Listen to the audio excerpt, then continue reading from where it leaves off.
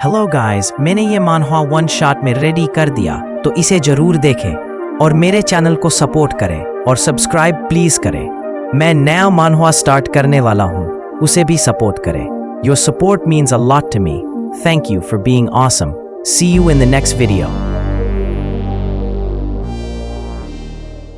फू कुछ पल के लिए ठिठका गया। तुम नहीं जानते। बेईचेन ने मेरे बात काटते हुए भौएं उठाईं और लूशिया की तरफ देखा। मुझे फर्क नहीं पड़ता तुम्हें पसंद है या नहीं, बस 4 दिन बाद की शादी में तुम समय पर आ जाना। मैं नहीं आऊंगा, मैंने कहा ना कि मैं तुम्हारे से शादी नहीं करूंगा। अगर तुम उसे इतना पसंद करती हो तो मैं भी उसे शादी करने दूंगा। 7 दिन बाद हम दोनों की शादी एक साथ होगी। तब मैं चाहता हूं कि तुम अपनी आंखें खोलकर देखो कि वह किसी और से शादी कर रहा है। दादाजी, ये सब क्यों क्यों जबरदस्ती करना जरूरी है? क्या लीन परिवार के पास ताकत है इसलिए वो जो चाहे कर सकते हैं? तुम अनदेखा कर सकते हो, तुम उसे लेकर कहीं दूर भाग सकते हो, अपनी मनचाही जिंदगी जी सकते हो, लेकिन लू परिवार की अंश में कितनी देर तक जिंदगी रहेगी ये कहना मुश्किल है। मेरी सख्ती के सामने लू शिया की आंखों में एक तीखी नफरत चमकी। ठीक है, मैं तुमसे शादी करती हूँ, उसने दांत पीसते हुए हामी भरी। लू सिया के जाने के बाद लिन फू ने असमंजस में पूछा, बेईचेन, ये सब क्यों? तुम तो कह रहे थे कि तुम जीशिया से शादी करोगे, फिर लूशिया को क्यों तंग कर रहे हो? वो मुझसे कुछ लेना चाहता है।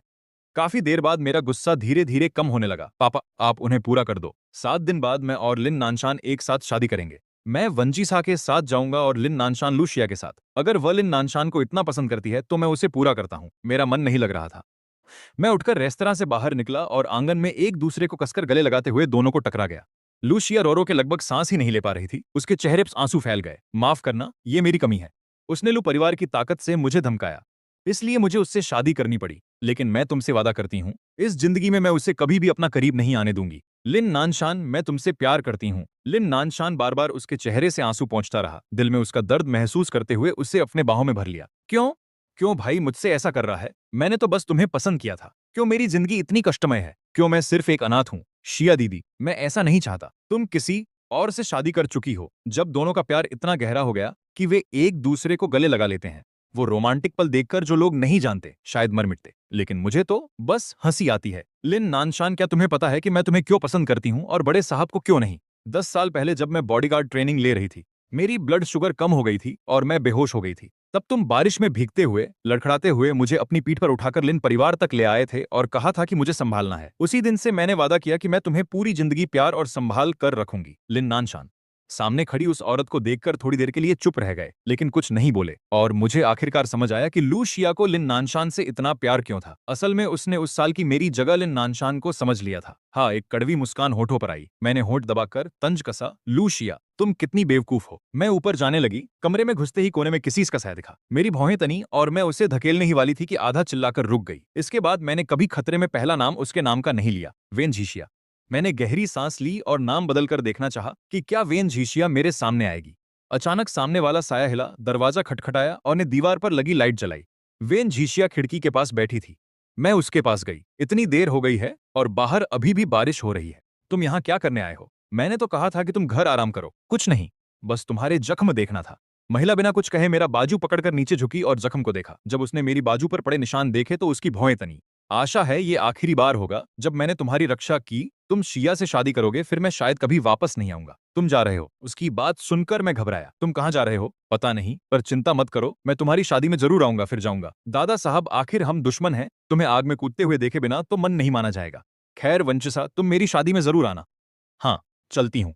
वंचिसा मुड़कर चली गई। उसने मेज पर रखी जड़ी बूटी वाली दवा की तरफ देखा। असल में मेरी तबीयत हमेशा से ठीक नहीं रही। मैं दवा पीते वक्त अक्सर टालमटोल करती और कभी कभी चोरी छिपे दवा भी फेंक देती थी। दवा लेना याद रखना। उसने मुझे एक टॉफी फेंकी और दरवाजा बंद कर दिया। फल की टॉफी देखते हुए मैं हंस पड़ी। वो सच में हर बार मेरे दवा पीने के वक्त आ जाता है और मुझे एक टॉफी देता है। पिछली जिंदगी में मैं उसकी अच्छाई क्यों नहीं देख पाई? शादी के दिन मैं और लन्नासान दोनों हीलंजा से निकले। दोनों ने सूट पहना था, लेकिन मेरा सूट खास कारीगरी वाला कस्टम मेड था। लिन्नासान का सूट भी महंगा था, लेकिन जब वह मेरे बगल में खड़ा हुआ तो उसकी चमक फीकी पड़ गई। हम बाहर निकलते वक्त एक आगे और एक पीछे थे। लिम्बेचन, मैं तुम्हें छोड़ूंगा नहीं। लिन नानशान गुस्से से मुझे घूर रहा था, लेकिन मैं सिर भी नहीं घुमाया। इतना जल्दी मत बोलो, शायद थोड़ी देर बाद तुम मुझसे शुक्रगुजार हो जाओगे। लिन परिवार के दरवाजे से बाहर निकलते हुए लिन नानशान की आंखें लाल हो गई थीं। शिया दी, लूशिया मेरे बगल में सीधे खड़ी थी। उसने लिन नानशान की लाल आंखें देखकर अपने हाथ मुट्ठी में बांध लिए और आखिरी बार मुझसे गुहार लगाई, छोटे मालिक, मैं आपसे विनती करती हूँ, किसी और को चुन लो। मैंने उसकी बात का जवाब नहीं दिया, बल्कि दुल्हन के बटन होल को उसके सीने पर लगा दिया। लूशिया, तुम्हारे पास चुनने का कोई अधिकार नहीं है। लिन नानशान को थोड़ा कम आंसू बहाने दो, नहीं तो बाद में उसे अपनी जिंदगी सूनी लगेगी। मेरी इस हरकत को देखकर लू शिया ने लाल होंठ दबा ली और गंभीर होकर बोली, तुम आखिर किससे शादी कराना चाहते हो? क्या तुम्हें दूसरों की इज्जत कुचल कर ही खुशी मिलती है? आज मेरा शादी का बड़ा दिन है, मैं तुम्हारे साथ बहस नहीं करना चाहती। शादी की गाड़ी में चलो। मैंने उसे मजबूर कर शादी की गाड़ी में बैठा लिया। रास्ते भर कोई कुछ नहीं बोला। मैंने एक नजर मारी तो देखा कि शू जिंग और चेन रान दोनों सुंदर पोशाकों में थे, हाथों को जोश से रगड़ रहे थे। मुझे देखकर दोनों जोर से चिल्लाए, वाह बड़े साहिब, आज तो सच में बहुत हैंडसम लग रहे हो। हाँ यार, लेकिन दुल्हन में नहीं हूँ। शिया, शादी के बाद बड़े साहिब का खूब ख्याल रखना। अब मुझे बड़े साहिब मत बोलो, मुझे बेचैन कहो। शादी के बाद तुम्हें मेरी कोई सुरक्षा करने की जरूरत नहीं, अब हम बस दोस्त हैं। ठीक है बेचैन, तुम्हें और शिया को खुशहाल जिंदगी मिले। मैं चारों तरफ देखता हूँ, वंचिसा का कोई अता पता नहीं। भाई मुझे पता नहीं आज तुम मुझे किससे शादी कराना चाहते हो, लेकिन मैं तुम्हें बता दूं, मैं सिर्फ शिया दीदी को पसंद करता हूं। अगर शादी करनी है तो सिर्फ उसी से करूंगा। लिन्नासन गाड़ी से उतरते ही सीधे एक चाकू लेकर अपनी गर्दन पर रख देता है। सब लोग घबरा जाते हैं। अरे आखिर अपना ही भाई है, कैसे बात इतनी बिगड़ गई? दोनों भाई एक लड़की के लिए लड़ रहे हैं। लिंजा के पास तो कई बचपन की मंगेतरे हैं, कोई एक चुन लेते। पर कौन जाने, यंस तो यंस है, असली बड़े साहिब के सामने कौन टिक पाएगा? अचानक मैं सबकी नजरों में आ जाता हूँ। लूसी या हाथ से चाकू का हत्था पकड़कर लिन नानशान को खुद को नुकसान पहुंचाने से रोकती है। लिन नानशान, मैंने तुझसे वादा किया है, मैं उससे शादी नहीं करूंगी। आज मेरी दुल्हन सिर्फ तू ही होगा। उसकी बात खत्म होते ही जो लोग शादी का पोस्टर लेकर आए थे वे एक एक कर कार से उतरे। माफ करना मिस्टर लिन, शादी के पोस्टर थोड़े देर से पहुंच गए। पोस्टर की कतार जमीन पर रखी गई। सब कुछ गड़बड़ हो गया है। लिन बेचैन की होने वाली दुल्हन लूशिया नहीं है, बल्कि वेन झिशिया है। हाँ, असल में लिन बेचैन की दुल्हन लूशिया नहीं, बल्कि लिन नानशान लूशिया से शादी करने वाला है। तो फिर उसने खुदकुशी करने की क्या जरूरत थी? वहां मौजूद सब लोग हैरान रह गए। लू शिया ने लिन नानशान का हाथ थामना थोड़ा छोड़ दिया और फिर ऊपर उठकर देखा। मेरे पीछे लगे पोस्टर पर दूल्हे का नाम लिन बेचैन था और दुल्हन के तौर पर बड़े अक्षरों में वेन झिशिया लिखा था। तुम आज जिससे शादी करने वाले हो वो मैं नहीं हूँ। कोने में खड़ी वेन झिशिया जो खूबसूरत गाउन पहने धीरे धीरे बाहर आई। पोस्टर पर नाम देख उसकी भौं थोड़ी उठ गई और होठों पर हल्की मुस्कान आई। बड़े साहब, आप सच में गंभीर हैं। मैं उसके पास गया, घुटने टेकने की चिंता करते हुए बोला, मैं गंभीर हूँ झिशिया। आज मेरी दुल्हन सिर्फ तुम ही हो। अगर तुम मुझसे शादी करने को तैयार हो तो ये शादी का गाउन पहन लो और मेरी सच्चाई देखो। वेन झिशिया ने लगभग बिना हिचकिचाहट के सिर हिला दिया। मैं तैयार हूँ। वेन झिशिया मेरी तरफ देखकर अपनी खूबसूरत तीरनुमा भौहें थोड़ी ऊपर उठाई। बड़े साहब को कोई पछतावा नहीं, बिल्कुल नहीं। मैंने हाथ बढ़ाया और कहा कि उसने मेरा बांह पकड़ी। मेरा जन्मदिन है और उस दिन जो मैंने चुना है वो तुम हो, फिर पछतावा कैसे होगा? तुम क्या कह रहे हो लूशिया? तुम्हारा चेहरा अचानक खराब हो गया। बड़े साहब, क्या तुम्हें पता है तुम क्या कह रहे हो? तुम्हें जो शादी करनी है, क्या वो मैं नहीं हूं? दो परिवारों की शादी बड़ी बात होती है, इसे हल्के में नहीं लेना चाहिए। अब तो पूरी डार्क सिटी के लोग यहाँ हैं। अगर तुम सच में हंगामा करोगे तो इसे संभालना मुश्किल हो जाएगा। लूशिया, मैंने कब कहा कि मैं तुम्हारे से शादी करना चाहता हूँ? क्या तुम हमेशा से मेरे से शादी नहीं करना चाहती थी? मैं तुम्हारी मनोकामना पूरी करता हूँ। मैं तो बस ठहरा हुआ था। ध्यान से सोचूं तो इन दिनों मैंने कभी नहीं कहा कि मैंने जो चुना है वही है वो। तुमने आज सुबह मुझे ये बटन होल क्यों पहना दिया? क्या इसलिए क्योंकि मैं दुल्हन हूँ? हाँ, तुम आज दुल्हन हो, लेकिन मेरी दुल्हन नहीं। मेरी नजर पास ही खड़े लिन नानशान पर थी। अभी थोड़ी देर पहले जो हंगामा हुआ था उससे वो थोड़े परेशान लग रहे थे। लूशिया, चूंकि तुम और मेरा भाई एक दूसरे को पसंद करते हो और एक दूसरे से प्यार करते हो तो मैं तुम्हें खुश करने देता हूँ। आज सिर्फ मेरी और वेन झिशिया की शादी नहीं है, बल्कि तुम्हारी और लिन नानशान की भी शादी है। दोनों शादियां एक साथ हो रही हैं। मेरे पापा ने भी मंजूरी दे दी है। उम्मीद है तुम मेरे भाई का अच्छे से ख्याल रखोगी। सच में? लिन नानशान भावुक होकर आंसू रोकते हुए लू शिया का हाथ पकड़ते हैं। आवाज तक नहीं निकाल पा रहे। भाई, तुम सच में मेरी और शिया दी की शादी को मंजूर कर रहे हो? हाँ, मैं पक्का कहता हूँ। लेकिन मेरी ये बात सुनकर लू शिया का चेहरा और भी गंभीर हो गया। ठीक है लिन बेचैन, याद रखना आज जो कुछ भी होगा वो तुम्हारे फैसले की वजह से होगा। बाद में मत पछताना। शिया, तुम्हें लगता है बेचैन को पछतावा होगा? वेन झिशिया ने बड़ी ही आत्मविश्वास से मुझे अपनी बाहों में ले लिया। तुम्हारे घर की बात हो तो तुम्हारी लू फैमिली हमारी वेन फैमिली से मुकाबला नहीं कर सकती, और शक्ल सूरत और काबिलियत की बात हो तो तुम मुझसे कहीं कम हो। तुम्हें क्यों लगता है बेचैन मुझे चुनकर पछताएगा? ये सुनकर लूशिया चुप हो गई। वेन झिशिया के आत्मविश्वास को देखकर मैं मुस्कुराया। तो मेरी दुल्हन, जल्दी से अपनी शादी की पोशाक बदलो। पोशाक बदलने के बाद तुम्हें समारोह में जाना होगा। दोनों हाथ में हाथ डाल मुड़कर चले थी कि लिन नानशान ने उसका हाथ पकड़ लिया। शिया दीदी, तुम कहां जा रही हो? क्या तुम मुझसे शादी नहीं करना चाहती? नहीं। लू शिया ने कदम रोककर उस आदमी की तरफ देखा जो उसके बगल में खड़ा था। उसका ये रूप देखकर दिल को दया आ रही थी। सच कहूं तो बचपन से ही उसे लिन नानशान से सहानुभूति थी। उसे लगता था कि वो बहुत बेचारी है, उसके पास कुछ भी नहीं है, इसलिए वो हमेशा मुझसे, जो कि ऊपर से ऊपर था, नफरत करती थी। मैं तुमसे शादी करूंगी, हम शादी कर रहे हैं। अगर लिन बेचैन को कोई पछतावा नहीं होगा तो मुझे भी कभी पछतावा नहीं होगा। नहीं पता वो खुद को दिलासा दे रही थी या किसी और को। लू शिया ने गहरी सांस ली, लिन नानशान का हाथ थामा और होटल के लॉबी में कदम रखा। दोनों शादी की रस्में अलग अलग हॉल में हो रही थीं। मैं आखिरकार लिन परिवार का इकलौता असली वारिस था। शादी की सजावट और दावत दोनों ही नानशान की शादी से कई गुना ज्यादा शानदार थीं। वेन झीशिया, क्या आप लिन बेइचेन से शादी करने को तैयार हैं? लूशिया, क्या आप लिन नानशान से शादी करने को तैयार हैं? होस्ट लगभग एक साथ बोले। वेन झीशिया ने जल्दी से कहा, मैं तैयार हूं, मैं तैयार हूं। लेकिन लूशिया चुप रही। उसकी नजरें हमेशा सामने के स्टेज पर टिकी थीं, जहां मैं सूट में बेहद स्मार्ट लग रहा था, मगर किसी और लड़की से शादी करने वाला था। उसका दिल पूरी तरह उलझन में था। लूशिया, क्या आप तैयार हैं? लिन बेइचेन, क्या आप वेन झीशिया से शादी करोगे और जीवन भर उसके साथ रहोगे? मैं तैयार हूं, मैंने साफ साफ जवाब दिया, जिससे लूशिया के दिल में बची हुई आखिरी उम्मीद भी टूट गई। उसे लगा था कि मैं मजाक कर रहा हूं, उसे लगा था कि आखिरी पल में मुझे पछतावा होगा, पर अफसोस मैं ऐसा नहीं किया। शिया दीदी, तुम क्या सोच रही हो? जल्दी से जवाब दो। लिन नानशान बहुत बेचैन था। लूशिया ने नजरें हटाई और धीरे से कहा, मैं तैयार हूं। लिन नानशान ने कहा, तो तुम्हारा क्या? मैं भी तैयार हूं, लूशिया ने जवाब दिया। लिन नानशान बेसब्र होकर बोला। लिन नानशान ने कपड़े बदलकर बाहर आया। लूशिया के साथ टोस्ट करने के लिए तैयार था, लेकिन उसने देखा कि जो मेहमान पहले हॉल में बैठे थे वे सब मेरी तरफ आ रहे थे। शादी तो दोनों की है, पर फर्क बहुत ज्यादा है, किसी ने कहा। हाँ, सुना है वहां की शराब लाखों की है। लिन परिवार बहुत खर्चीला है, किसी ने जोड़ा। एक दत्तक पुत्र है, दूसरा असली मालिक। तुम्हें लगता है लूशिया की सोच ठीक है?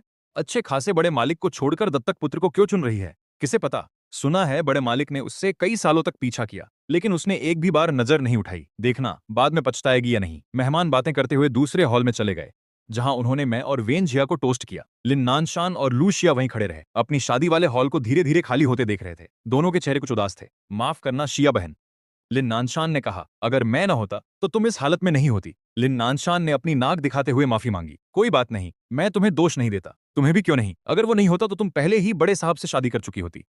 सिया, तुम्हें पता है तुमने अपने हाथों से हमारे लू परिवार का भविष्य बर्बाद कर दिया है। माँ, ऐसा मत कहो। अब मैं लिन नानशान से शादी कर चुकी हूँ। लिन बेइचेन ने भी किसी और से शादी कर ली है। सब कुछ तय हो चुका है। मुझे कोई पछतावा नहीं है। मैं उस वक्त डर गई थी कि लिन बेइचेन पछताएगा और बाद में मुझसे माफी मांगेगा। लूशिया ने मेरी तरफ देखा, जो दूर नहीं था। उसे लगा मैं उसकी तरफ देखूंगा, लेकिन मैंने उसकी तरफ एक भी बार नहीं देखा, बल्कि खुशी से मुस्कुराया। लूशिया ने सोचा कि शायद बहुत समय हो गया जब उसने मुझे इतनी खुशी से मुस्कुराते देखा था। शिया बहन, तुम्हें क्या लगता है, क्या तुम मुझसे शादी करके पछताओगी नहीं? तो चलो एक साथ जिंग को एक प्याला देते हैं। अगर वो नहीं होता तो हम दोनों भी आसानी से शादी नहीं कर पाते। मैं भाई हूं, इसलिए मुझे ही उसे एक प्याला देना चाहिए। ठीक है। लूशिया ने सिर हिलाया। वो पहले से ही बेसब्री से मेरी तरफ देखने लगी थी कि मैं पछतावे की कैसी शक्ल बनाऊंगा। लिन फू का बेटा शादी के मौके पर खुश था। उसने कुछ ज्यादा ही शराब पी ली थी और वंजसा का हाथ पकड़कर बार बार समझा रहा था, वन्याथो, मैंने तुम्हें मेरा अच्छे से ख्याल रखना, कभी भी बचपन की तरह उसे सताना मत। पापा, चिंता मत करो, मैं ऐसा बिल्कुल नहीं करूंगी। वंजसा ने मेरी तरफ कोमल नजरों से देखा। जब हम छोटे थे तो मैं उसे परेशान करता था, क्योंकि मुझे उसका पक्षपात पसंद नहीं था। मैं पक्षपात करता हूं? मैं कहां पक्षपात करता हूं? तुम ही तो बताओ। हम 4 लोग हैं। तुम सिर्फ रूशिया उस लड़की के लिए अच्छे हो। रोजाना भी तुम्हें मेरी तरफ ज्यादा देखता नहीं दिखता। अगर आगे भी तुम उसे पसंद करने की हिम्मत करोगे तो मैं सिर्फ जलन नहीं करूंगा। तुम्हारा मतलब है कि तुम पहले मुझे परेशान करते थे क्योंकि तुम मुझे लेकर जलते थे। कपड़े खरीदने की बात है। भाई, मुझे यकीन नहीं था कि वेन जीशिया हमेशा से मुझे पसंद करती रही है। मैं जवाब देने वाला था कि तभी लिन नानशान लूशिया के साथ सामने आ गया। उसे देखकर मेरी मुस्कान तुरंत जम गई। भाई भाई, तुम्हें कुछ चाहिए? धन्यवाद भाई, मुझे और शिया दीदी को तुम्हारे लिए एक गिलास रखना चाहिए। वैसे भी तुम्हें शादी मुबारक हो। लिन नानशान ने शराब का गिलास उठाकर एक घूंट पिया, लेकिन लूशिया ने बिल्कुल भी प्रतिक्रिया नहीं दी। उसकी नजरें वेन जीशिया के उस हाथ पर टिक गईं जो मुझसे लिपटा हुआ था। उसकी आंखों में ठंडक और कटुता थी। हाँ, तुम्हें भी शादी मुबारक हो। मैंने बिना भाव दिखाए एक घूंट लिया और फिर लूशिया की तरफ देखा। तुम्हें तो मुझे भाई कहना चाहिए। उसे समझ नहीं आ रहा था कि मैं इतना शांत और बेफिक्र कैसे हूं। वेन जीशिया ने मुझे मैं इतना शांत और बेफिक्र कैसे हूं। वेन जीशिया ने मुझे और भी कसकर पकड़ा और भौहें उठाते हुए लूशिया की तरफ देखा। नामुमकिन। लूशिया हमेशा से ठंडी और घमंडी रही है। उसे शु जिंग और चेन रान पसंद नहीं थे, और अब वेन जीशिया को भी नहीं देख सकती। अब उससे भाभी कहना तो बिल्कुल भी मुमकिन नहीं। नामुमकिन है। लूशिया, तुम मेरी भाई की पत्नी बन गई हो, मतलब तुम हमारे लिन परिवार की बहू हो। लिन नानशान की खातिर हमारे कुछ कारोबार तुम लू परिवार को दे सकते हो, लेकिन अब तुम एक बार भी भाई या भाभी नहीं कहना चाहती, तो इसका मतलब तुम इस रिश्ते को नहीं मानती। अगर ऐसा है तो छोड़ दो। आगे से लिन परिवार का कारोबार 3 और परिवारों को मिलेगा, तुम्हारे परिवार को नहीं। मेरी बात पूरी भी नहीं हुई थी कि लू पिताजी ने लू शिया का हाथ पकड़ लिया और बड़ी गंभीर आवाज में बोले, शिया, इस वक्त तुम किस इज्जत की बात कर रही हो? अगर मिस्टर लिन हमारे परिवार को कारोबार नहीं देंगे तो हमारा लू परिवार मुश्किल में पड़ जाएगा। तुमने एक दत्तक पुत्र चुना है तो तुम्हें यह सब भुगतना पड़ेगा। लू पिताजी की बात सुनकर लू नानशान का चेहरा बार बार बदल रहा था। आज उसका पूरा मान सम्मान खत्म हो गया था, लेकिन कोई बात नहीं। उसने आखिरकार 4 बड़े परिवारों में से एक की लड़की से शादी कर ली है। अब सब उसे एक अलग नजर से देखेंगे। बेटी, अब क्या सोच रही हो? लू पिताजी ने फिर कहा। लूशिया ने शराब का गिलास कसकर पकड़ा और चुपचाप 2 घूंट पीने के बाद आखिरकार बोल पड़ी। भैया भाभी, प्यारे भाभी जी। वेन झिशिया ने अपने गिलास को उठाकर खुशी से एक घूंट पी लिया। शादी खत्म होने के बाद मैं वेन झिशिया के साथ अपने घर वापस आ गई। अचानक बिजली चली गई। किसी ने अंधेरे का फायदा उठाकर मुझे दीवार से लगाकर जोर से चूमा। जैसे जैसे हमारा रिश्ता गहराता गया तभी बिजली वापस आ गई। लूसिया तुरंत शर्माते हुए मेरे कंधे पर सिर रख बैठी। सब लोग हमारी तरफ देखकर हंसी रोक नहीं पाए, जैसे हम जुड़वा बच्चे हों जो कहीं भी साथ रहते हैं। बाद में जब पिता ने मुझे शादी के लिए साथी चुनने को कहा तो मैंने बिना किसी हिचकिचाहट के लूसिया को ही चुना। शादी के बाद लूसिया ने मेरी खूब देखभाल की, लेकिन जब लूसिया मर गई तभी मुझे पता चला कि उसने कभी मेरे गोद लिए भाई को नहीं भूला। उसने अपनी बड़ी बीमा राशि का लाभार्थी गोद लिए भाई को बनाया था और एक खास कमरा भी बनवाया था जहां वो गोद लिए भाई से छुपकर मिलती थी। और जब मैंने इन वर्षों में उसने अपने यादी को लिखी हुई प्रेम पत्रें और हर महीने बिना रुके बड़े पैमाने पर भेजे गए पैसे देखे तो मेरी आंखें धुंधली हो गईं। जब मैं फिर से आंखें खोली तो मैंने पिता का अभी भी जवान चेहरा देखा। बेचन, तुमने सोच लिया है कि किसे चुनना है? मैं इतना हैरान था कि चारों बच्चे बड़े हो चुके हैं और तुम्हें भी शादी कर लेनी चाहिए। जिसे भी चुनो, पापा को बता देना। मैं वाकई उस दिन पर वापस आ गया था जब मैंने अपनी भविष्य की पत्नी चुनने की घोषणा करनी थी। लिंजा अंशन का सबसे ताकतवर परिवार है और मैं उनका इकलौता बेटा हूं, ताकि मैं भविष्य में एक अच्छी बहू पा सकूं। लिन के पिता ने 4 परिवारों में से 4 लड़कियों को मेरे लिए चुना था, जो बचपन से मेरी बॉडीगार्ड की तरह मेरे साथ रहे। उनके पास ताकत, बुद्धिमानी और खूबसूरती सभी में नंबर 1 की क्वालिटी थी। लूसिया वह लड़की थी जिसे मैं सबसे ज्यादा पसंद करता था। मैं पहले ही उसके दिल में गिर चुका था। जहां भी जाता मैं खास तौर पर उसे अपनी सुरक्षा के लिए चुनता था। लेकिन आज जब पिता ने पूछा कि क्या मैंने अपनी भविष्य की पत्नी चुन ली है तो मैं चुप रहा। पहले मैं बिना किसी झिझक के लुसिया को चुन लेता था, पर आज मैं इतना सोच रहा था। लिन फू ने प्यार से कहा, वही लड़की चुन लो। लुजाइन 4 परिवारों में सबसे कमजोर नंबर पर है, लेकिन अगर वह तुम्हारी अच्छी तरह से देखभाल करेगी और जल्दी से मुझे पोता पोती देगी तो मैं तुम्हारी शादी मंजूर कर लूंगा। मैं अंदर से हंस पड़ा, क्योंकि पिछले जन्म में लूशिया ने मुझे छूने तक नहीं दिया था और उससे भी बढ़कर उसका दिल हमेशा लिन्नासान के लिए धड़कता था। नहीं, मेरे पास पहले से ही कोई और विकल्प है। बाकी लोगों को पता है कि तुम लूशिया को पसंद नहीं करते, अब नहीं पसंद करते, आगे कभी पसंद नहीं करोगे। 4 बड़े परिवार के लोग पहले ही पूरी तरह से इकट्ठा हो चुके हैं और कमरे में मेरा इंतजार कर रहे हैं। जैसे ही मैं आया, लूशिया ने मुझे एक तरफ खींचा और कहा, मुझे पता है कि आज तुमने मुझे चुना है, लेकिन बड़े साहब, मेरा दिल पहले ही किसी और के लिए धड़कता है। उम्मीद है कि तुम अपना फैसला बदल सकोगे। ये बातें मैंने पिछली जिंदगी में भी सुनी थी, लेकिन तब मैं बहुत आत्मविश्वासी था और मानता था कि एक दिन मैं उसका दिल जीत लूंगा। लेकिन इस बार मैं नहीं मानूंगा। लूशिया, मैं किसे चुनता हूं ये तुम्हारा काम नहीं है। अगर तुम सच में मुझसे शादी नहीं करना चाहती तो अभी अपने माता पिता के साथ चले जाओ और मेरी जिंदगी से हमेशा के लिए दूर रहो। लूशिया हैरान रह गई। ये पहली बार था जब मैं उससे इस तरह की भाषा में बात कर रहा था। पहले मैं हमेशा उसके हर मन की बात मानता था। अब कुछ कहने की जरूरत नहीं, मैं अंदर चला जाता हूं। लूशिया, उम्मीद है कि मेरा ये फैसला तुम्हें खुश करेगा। उसे चुप देख मैं बिना मुड़े ही लिविंग रूम में चला गया। ये आखिरी बार था जब मैं 4 बड़े परिवारों के सामने अपनी शादी का मामला उठा रहा था। सब लोग सांस रोके एकदम स्थिर होकर मुझे देख रहे थे। सामने बैठी लुशिया ने गंभीर चेहरा बनाकर कहा, बड़े साहब, कृपया मेरे कहे हुए बारे में सोचो और फिर अपना फैसला लो। उसकी बेचैन नजरें देखकर मेरा दिल थोड़ा दुखा। लगता है कि वह सच में मुझसे शादी नहीं करना चाहती और बेहतर है कि लू परिवार हमलिम परिवार जैसे बड़े सहारे को खो दे। उसे ऐसा देखकर मैं काफी घबराया। लूसिया, तुम तो पहले से ही जानती थी कि बड़ा साहब तुम्हें चुनेंगे, फिर भी पीछे से ऐसा क्या बोलती रही? चेन रान ने भी होंठ दबाए हुए कहा, हम तो पहले ही उम्मीद छोड़ चुके थे, है ना जिनशिया? मैंने वंजिस हा को देखा। चारों में मुझे सबसे कम पसंद वही थी, लेकिन जब भी कोई दिक्कत होती सबसे पहले वही आती थी। भले ही वो तीखी और चालाक हो, चारों में सबसे काबिल वही थी। पिछली जिंदगी में उसने 10 साल से भी कम में दुनिया की सबसे अमीर बन गई थी। अब जब भगवान ने मुझे दूसरी मौका दिया है तो मैं सबसे अच्छा ही चुनूंगी। मैं बोल ही रही थी कि अचानक आंगन में किसी जानवर की गर्जना सुनाई दी। तुम क्या कर रहे हो? तुम्हें कितने महंगे हैं, तुम्हें पता है? पारदर्शी खिड़की में से सबने देखा कि लिन नानशान घबराते हुए एक आदमी से माफी मांग रहा था। माफ कीजिएगा, मैंने जानबूझकर ऐसा नहीं किया, मैंने अभी देखा ही नहीं था। तुम्हें क्या हुआ? आंखें हैं ही नहीं क्या? कौन हो तुम जो इतनी घटिया कपड़े पहन के आए हो मिस्टर लिन की बर्थडे पार्टी में? क्या तुम्हें बर्दाश्त नहीं हो रहा? जैसे ही उसने हाथ उठाया कि लिन नानशान पर वार करे, सोफे पर बैठे लुशिया भागी बाहर। शू जिंग और चेन रान को भी लगा कि उनकी कोई उम्मीद नहीं, इसलिए वे वंजिसा को लेकर मजा देखने चल पड़े। जाने से पहले वंजिसा ने मुझे एक नजर मारी। उसकी खूबसूरत आंखों में कुछ अनजानी सी भावनाएं थी। वह थप्पड़ नहीं पड़ा। शीये परिवार के नवाब ने लूशिया और उसके साथियों को देखते ही हाथ वापस खींच लिया। लू मिस, किसने तुम्हें उसे मारने की इजाजत दी? तुम्हें पता है वो कौन है? वो भी मिस्टर लिन है, लिन परिवार के दूसरे बेटे।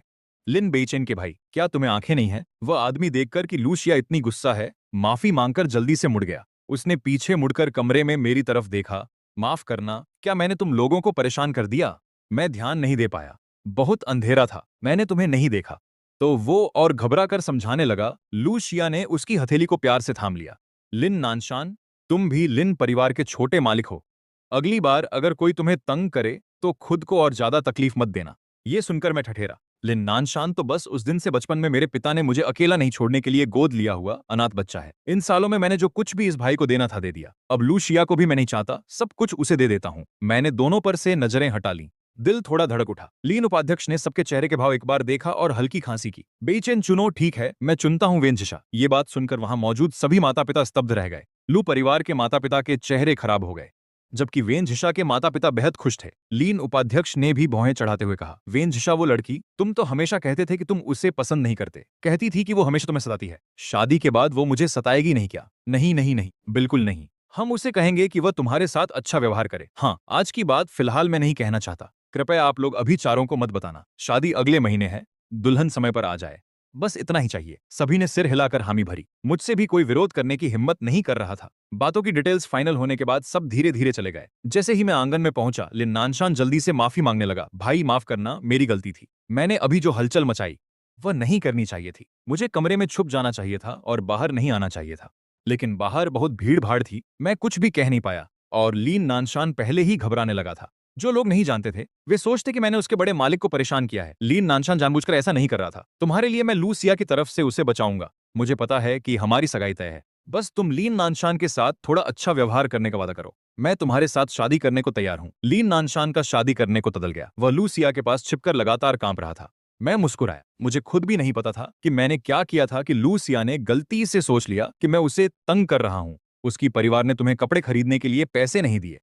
तुम ऐसे पहनकर बाहर आई हो। लोग क्या सोचेंगे? जो लोग नहीं जानते वे सोचेंगे कि हमारा लीन परिवार तुम्हें परेशान करता है। भाई की बात खत्म होते ही एक आदमी सीधे मेरी तरफ दौड़ पड़ा। लिन बेचैन, मर जा। मैं तुम लोगों लिन परिवार को सबको खत्म कर दूंगा। मैंने एक नजर में पहचाना कि वो आदमी लिन परिवार का दुश्मन, चेन ग्रुप का चेयरमैन सुन ली है। चेन ग्रुप को लिन परिवार ने दबा दिया था और वो दिवालिया हो गया था। तब से उसकी हालत ठीक नहीं है। पिछली जिंदगी में भी उसने मुझे बैठा कर दिया था। वो मुझ पर दौड़ रहा था। मेरा पहला ख्याल था लूशिया की तरफ देखना, लेकिन वो पिछली जिंदगी की तरह ही लिन नानशान को अपने गोद में कसकर पकड़ रही थी। जल्दी हटो लिन नानशान, डरो मत। अगली ही पल तेज चाकू मेरी बाजू पर आ गिरा कि लिन नानशान उसके आलिंगन से निकल चुका था। शिया जी, तुम मेरे बॉडीगार्ड हो, मुझे कैसे छोड़ सकती हो? भाई तुम घायल हो गए हो, मार डालो उन्हें। तुम लोगों लिन परिवार को सब खत्म कर दो। लिन नानशान दौड़ा, सुन ली चाकू लहराने लगा और जब वो शिया को चोट पहुंचाने वाला था तो लू शिया सीधे उसके ऊपर गिर पड़ी। लिन नानशान सावधान, वो चाकू लू शिया की पीठ पर मारने वाला था। सेंचम पूरी तरह से हड़कंप मच गया। किसी ने चिल्लाकर कहा, लिन साहब की सुरक्षा करो। जब मैं समझ ली कि नजरें फिर से मुझ पर टिक गईं, उसने चाकू उठाया और मुझे मारने ही वाली थी। मैंने आंखें बंद की और चिल्लाया, लूशिया, क्या तुम भूल गई हो कि तुम मेरी बॉडीगार्ड हो? चाकू फिर से नीचे आने वाला था कि एक औरत ने जोर से मुझे अपनी बाहों में लगा लिया। मैं उठाकर देखा तो वो औरत थी वेनझिशिया। उसका नखरा बड़ा साफ था। उसने कहा, क्या तुम पागल हो? चुपो। अगली ही पल उसने मुझे छोड़कर सून ली से भिड़ गई। अब मुझे साफ दिख रहा था कि वो कौन है। वो मुंह से कह रही थी कि वो चाहती है मैं जल्दी मर जाऊं, लेकिन जब खतरा आया तो सबसे पहले जो मेरी मदद को आया वही था। उसकी ताकत लूशिया से कम नहीं थी। उसने कुछ ही देर में सून ली को काबू कर लिया, लेकिन वो भी थोड़ा घायल हो गया था। मैं आगे बढ़ने वाला था कि उसने उठकर मेरा नाम लेकर मेरी बाजू खींची। चुन, मैं ठीक हूं, तुम जिंदा रहो, ये काफी है। ये कहकर वो बिना मुड़े चली गई, लेकिन मेरा दिल उसी वक्त उसके लिए झुक गया। तभी मेरे कानों में लिन नानशान की आवाज आई। मैंने ऊपर देखा तो लू शिया उसे बचाते हुए आ रही थी। भाई तुम ठीक हो ना? मैंने पूछा। शिकायत मत करना शिया दीदी से, उसने बस इसीलिए मेरी पहले रक्षा की क्योंकि मैं उसके करीब था। उसने कहा, माफ करना बड़े मालिक। अभी अभी लूशिया समझाने की कोशिश कर रही थी। मैंने उसे ठंडे दिल से देखा। उसे समझाने की जरूरत नहीं है। मैं घायल हूं और परिवार के नियमों के मुताबिक मुझे सजा मिलनी चाहिए। मैं सजा मानने को तैयार हूं। बड़े हॉल में लूशिया एकदम स्थिर होकर बीच में घुटने टेके बैठी थी। उसकी पीठ पर चाकू का जख्म था। लिन नानशान पास खड़े होकर उसकी घायल पीठ को देख रहा था, अपने होंठ कसकर दबाए हुए। शू जिंग और चेन रान पास खड़े थे। थोड़ा दया आ रही थी। बड़े मालिक, हम भी आपके बॉडीगार्ड हैं। आपकी चोट हमारी गलती है। सिर्फ शूशिया को सजा देना ठीक नहीं है। हाँ बड़े मालिक, हमें भी सजा मिलनी चाहिए। मैं सोफे पर बैठा था। घर का डॉक्टर मेरे जख्म की सफाई कर रहा था। सफाई के दौरान जख्म से तेज दर्द पूरे शरीर में फैल गया, लेकिन ये दर्द मेरे दिल के दर्द के सामने कुछ भी नहीं था। मैंने ऊपर उठकर जमीन पर घुटने टेके उस औरत को एक नजर से देखा और ठंडे लहजे में बोला, जब ये सब हुआ तुम दोनों वहां नहीं थे, इसलिए तुम दोनों को माफी दी जाएगी। लेकिन लूशिया ने मुझे चोट पहुंचाई है, मैं उसे सजा दूंगा। तुम दोनों को क्या लगता है, सही है या नहीं? शू जिंग और चेन रान एक दूसरे को देखे और फिर उसके लिए मिन्नतें करने लगे। लेकिन वो तुम्हारी होने वाली पत्नी है, उसे चोट पहुंचाना और भी दर्दनाक नहीं। हाँ, आपको लूशिया से इतना प्यार है तो कैसे सह सकते हैं कि वो घायल हो? मैंने अभी कुछ कहा भी नहीं था कि लूशिया, जो सीधे घुटने टेके हुई थी, बोलने लगी। अगर हो सके तो मैं चाहता था कि बड़े साहब ने जो चुना हो वो मैं नहीं होता। मैं उठकर आदेश देता हूं कि वो टहनियां लेकर आओ। ये वह टहनी है जो पिता ने मुझे सिर्फ उनके चारों केलिंग घर में पहली बार आने के दिन बनवाई थी। पिछले 15 सालों में मैंने कभी इस टहनी को इस्तेमाल नहीं किया। अब जब तुम खुद मंजूर हो सजा पाकर, तो मैं भी दया नहीं दिखाऊंगा। जैसे ही ये बात खत्म हुई, टहनी जोर से उसकी पीठ पर मारी गई। शाजे लुशिया ने एक भी आवाज नहीं की, ना तो हंसी ना ही कोई चीख। मैं झाड़ियों का डंडा पकड़कर कांप रहा था। पिछली जिंदगी में उसने मेरी पूरी खुशी चुरा ली थी। इस सोच से मेरा सारा बदन कांप रहा था। मैंने घायल हाथ उठाकर दूसरा डंडा मारने ही वाला था कि लिन नानशान दौड़ता हुआ आया और जोर से उसे एक चाबुक खिला दिया। लुशिया घबराकर उसे अपनी बाहों में भर लिया। लिन बेचैन, मैं तुम्हें उसकी तरफ हाथ उठाने नहीं दूंगा। वो खुद मुझ पर आई थी, इसका मुझसे क्या लेना देना। तीसरी मुक्सवार लगने से पहले तुम आ रहे हो या वो? भाई मत करो। लिन नानशान दर्द से बेहोश हो गया। लुशिया घबराकर चिल्लाई, किसी को बुलाओ और उसे उठाओ। लिन नानशान, तुम ठीक रहना। वो लिन नानशान को सहारा देकर ऊपर ले गई और घर के बीचों बीच खड़े फैमिली डॉक्टर पर चिल्लाई, तुम तुरंत ऊपर आओ। अगर लिन नानशान को कुछ हुआ तो तुम्हें माफ नहीं करूंगी। डॉक्टर ने मुझे एक नजर देखा और डर के मारे सांस तक रोक ली। मैं कुछ नहीं बोला तो डॉक्टर उसकी बात मान गया। मैंने डंडा जमीन पर फेंका और अपने बाह के फटे हुए घाव को देखते हुए कहा, पापा ने जो 1000 साल पुराना औषधि दिया था, वह लेकर आओ। क्या हमें शिया की सेहत सुधारनी है? तुम वो गलती मान भी लेगी। नहीं तो उसे वीन परिवार के पास भेज दें, वीन झिशा के पास। झिशा वो लड़की है, तुम्हें तो वही सबसे कम पसंद नहीं। अगले दिन सुबह मैंने अपने लोगों को कहा कि लूसिया से जुड़ी सारी चीजें निकाल कर फेंक दो। मालिक, ये तो आपकी सबसे कीमती चीजें हैं, अब नहीं चाहिए। मैंने उन्हें पकड़कर कहा, फेंक दो, मैं तो बस कपड़े बदलकर वीन झिशा से मिलने जा रहा हूं। मालिक, दूसरा मालिक दरवाजे पर घुटने टेके हैं। मेरी भौहें तनी और चेहरा काला पड़ गया। भाई, कल रात जो हुआ उसकी जिम्मेदारी मेरी है। कृपया गुस्सा मत हो। शिया दीदी को दोष मत देना, ठीक है? मैं उसकी तरफ से माफी मांगता हूँ। वो सीधा दरवाजे के पास घुटने टेके खड़ी थी। उसकी डरती हुई शक्ल देखकर मेरी भौहें और भी तनी। लिन नानशान, तुम्हारा ये नाटक कब तक चलेगा? और जारी रखा तो मजा नहीं आएगा। मैं उसके पास से निकल कर जाने लगा, लेकिन उसने मेरा टखना पकड़ लिया। नहीं भाई, अगर तुम शिया दीदी को माफ नहीं करोगे तो मैं नहीं जाऊंगा। तुम सच में क्या चाहते हो ये मत भूलो। आज तक जो कुछ भी तुम्हारे पास है वो सब मैंने तुम्हें दिया है। मेरी बिना तुम कुछ भी नहीं हो। और फिर तोलिंजा का दूसरा बेटे होने की बात छोड़ो। हाँ, तुम्हें क्या लगता है मुझे इस दूसरे बेटे की औकात की फिक्र है? लोग तो बस मुझे तुम्हारा नौकर समझते हैं। मैं आज तुम्हारे पास इसीलिए आया हूं ताकि तुम वो पसंद करता है, वो मैं हूं। वो सिर्फ मुझसे शादी करना चाहता है। मैं तुम्हारे लिए इतने सालों से सहारा बनी रही, तुमसे बस इतना ही तो मांगती हूं। इतना मुश्किल नहीं होगा ना? आखिरकार उसने अपना असली चेहरा दिखा दिया। पिछली जिंदगी में मेरी मौत तक मुझे लिन नानशान का असली चेहरा समझ में नहीं आया था, लेकिन जब ध्यान से सोचा तो पता चला कि मेरा ये तथाकथित भाई शुरू से ही कोई असली शख्स नहीं था। इतने सालों तक उसने खुद को पीड़ित दिखाया। मैं सोचती रही कि वो खुद को कमतर समझता है, लेकिन ये सब झूठ था। वो खुद को पीड़ित बनाकर लूसिया का दिल जीतना चाहता था। अफसोस कि लूसिया को समझ नहीं आया। छोड़कर एक बेबस और बेजाड़ गोद लिए बेटे को चुना। अगर मैं कहूं कि मैं ऐसा नहीं चाहती तो? तुम एक दत्तक पुत्र हो, तुम्हें मुझसे कुछ मांगने का हक नहीं है।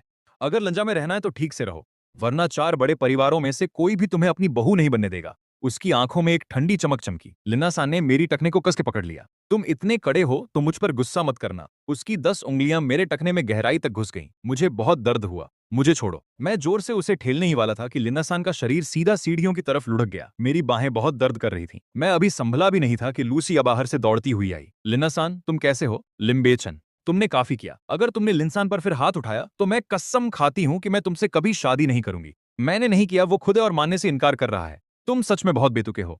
मैंने खुद देखा कि तुमने उसे सीढ़ियों से धक्का दिया और तुम अभी भी बहाने बना रहे हो। मेरे भाई शाजे, मुझे दर्द नहीं हो रहा, हड्डी टूट गई है।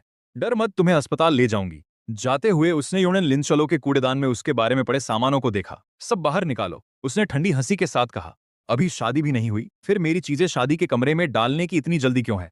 लिन बिचेन, मैं तुम्हारे साथ शादी करूं भी या नहीं ये तो देखना पड़ेगा। मिस लू, ये सब माल मालिक ने मुझे फेंकने को कहा है। बस करो, मेरे पास ये बकवास सुनने का टाइम नहीं है। लू शिया ने लिन नानशान का सहारा लेकर बिना मुड़े चले गए, लेकिन उसने नहीं देखा कि लिन नानशान के होठों पर एक हल्की सी मुस्कान थी। लेकिन मैं साफ साफ देख सकता था वो मुस्कान मैंने नीचे देखा, अपने पैर पर लगे जख्म को। लेकिन लू शिया मेरी झपकी भरी नमकीन आंखों से शादी के दिन गिन रही थी। मैं सच में देखना चाहता था कि शादी के दिन जब उसे पता चले कि जिसे वो की क्या प्रतिक्रिया होगी। लू शिया ने 3 दिन अस्पताल में लिन नानशान का साथ दिया और इस 3 दिन मैं उसे कहीं नहीं देख पाया।